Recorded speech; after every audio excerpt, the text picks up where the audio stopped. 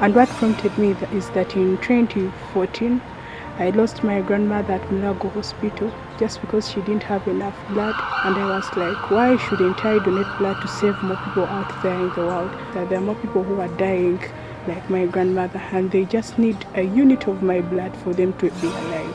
I gave 500 meals. They gave me a card that shows that I've donated blood. I even got a pen that I've kept up to today. I usually show it to people that I have saved lives of people out there.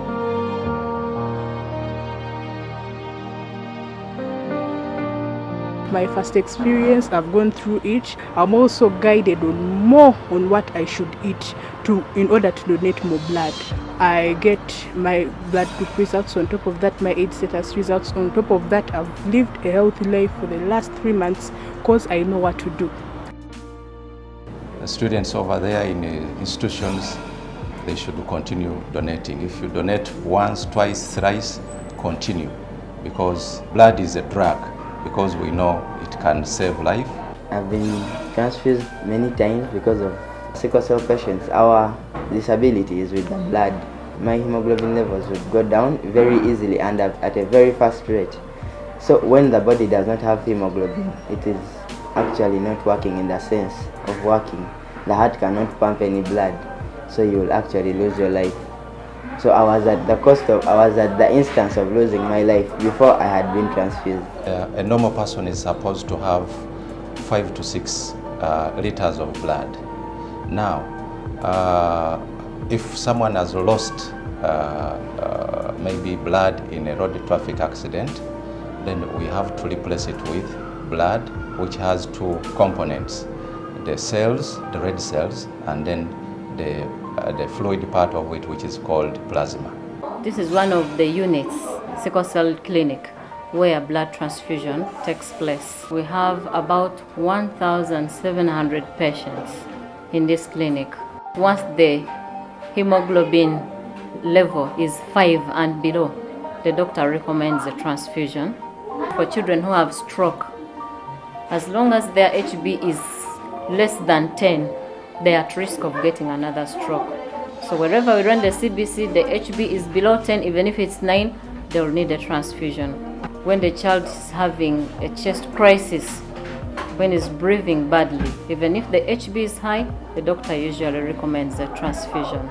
If we are to really meet the demand fully, we need around a minimum of 5 units of each group. However, most of the times this is not met. We find a very big challenge. Most of the times the children are anemic, but there's no blood. And so in such cases where we've not been able to provide the blood, we refer these patients to acute care unit for admission and waits for the blood from there. Day 1, day 2, there's no blood. The child's HB is 2, the child dies. We've seen them passing on.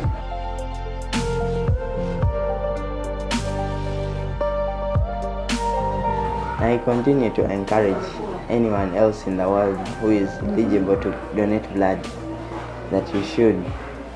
Anytime that you can and you're eligible, you should, because you never know who you're helping.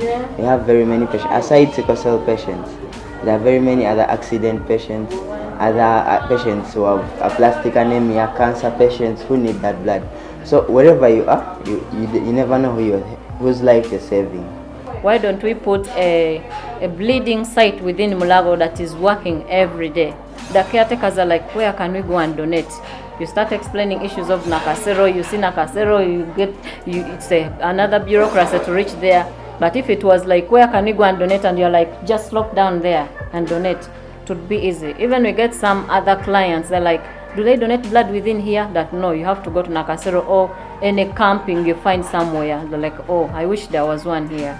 So if they can put a camp for blood donation within Mulago that is there on a daily basis, that would be good enough. And if we can afford a blood bank within Mulago, that would be the best. Young people, like in schools, they are more, they have better source of supply of blood than adults.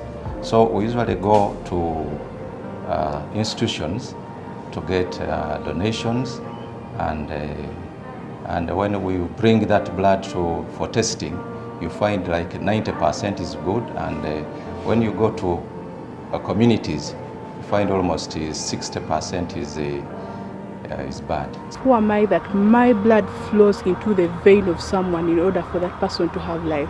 With your blood, you're going to save more mothers that give birth to the nation out there. With your blood, you're going to save the accident victims that are out there. Given the fact that one day there is that person who will need blood. Accidents are real. Mothers who give birth every day are real. Keep yourself free from drugs. Keep yourself free from smoking. Live a healthy life. You can go after every 3 months and donate blood. It starts with me and you, what I know. Keep yourselves healthy. Eat healthy meals. Keep yourself free from drugs. And endeavor to donate after every 3 months. If you have 50 kilograms, if you're 17 and above, and if you live a healthy life, then there is nothing that is going to hinder you to donate blood.